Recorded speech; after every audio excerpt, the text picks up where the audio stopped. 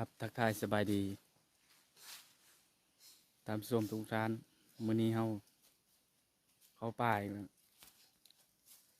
มื้อนี้มาเลยไหมเนาะกับเคย2 คน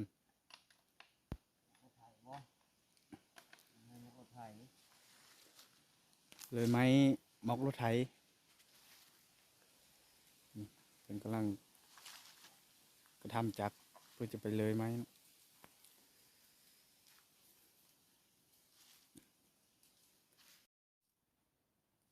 ตอนนี้กำลัง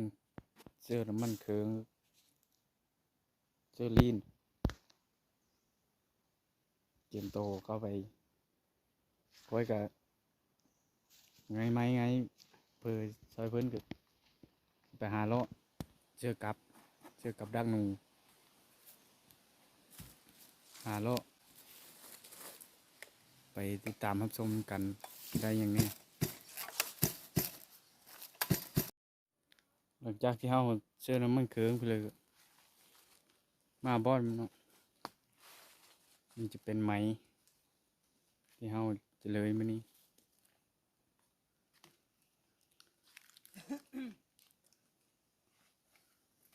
ไม้ห้าวเขาเอิ้นว่าไม้ห้าว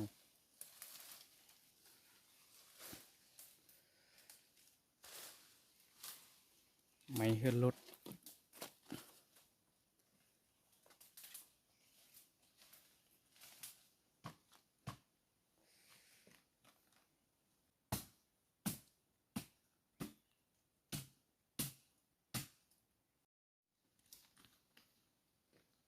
นี่จะเป็นบรรยากาศ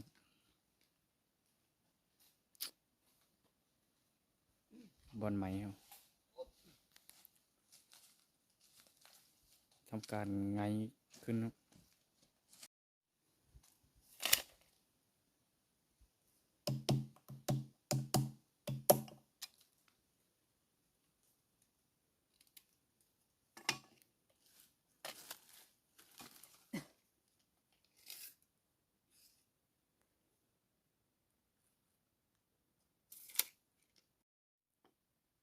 เราจะมาดีดบรรทัด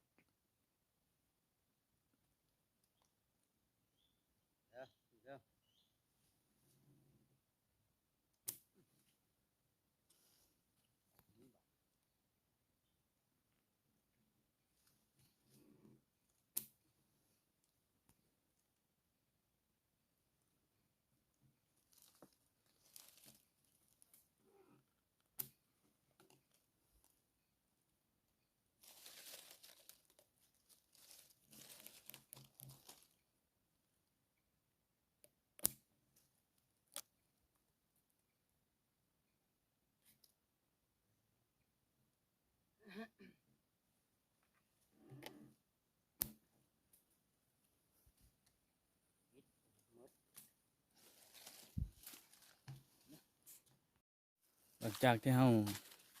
ไงไม้ไงเผือซอยเพิ่นแล้วก็หาเจอกับดักหนูเจอกับดักหนูเจอกับเลาะไปเลยนี่จะเป็นกับดักเฮากับเหยื่อมักกระดุไปทางพุ้นเลยนะ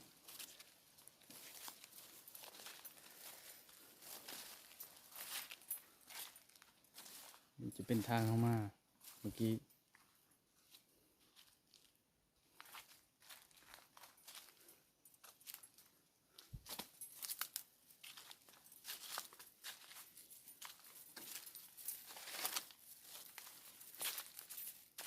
ทางถือว่ากันดารแห้งยากคนบริเทลดนแล้ว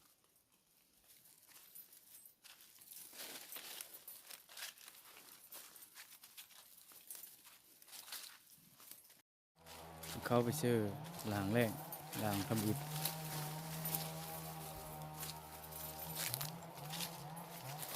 นี่จะเป็นไม้ใหญ่นะโกนไม้ย่าง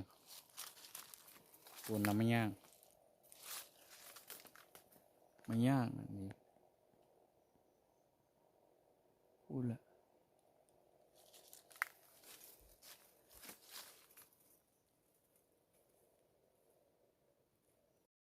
จากที่เฮาเสือกกับดักหมดแล้วเนาะรอลุ้นเบิ่งมื้ออื่นมันสิถึกหรือบ่เสือกกับดักประมาณ20กว่าหลางมันจะเป็นห้วยจักห้วยหยังนะบ่ฮู้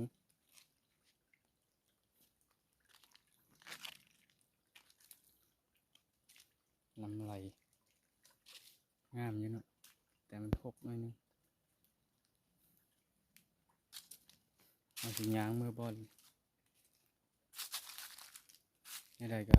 รอลุ้นเบิ่งมื้ออื่นเนาะสิถึกหรือบ่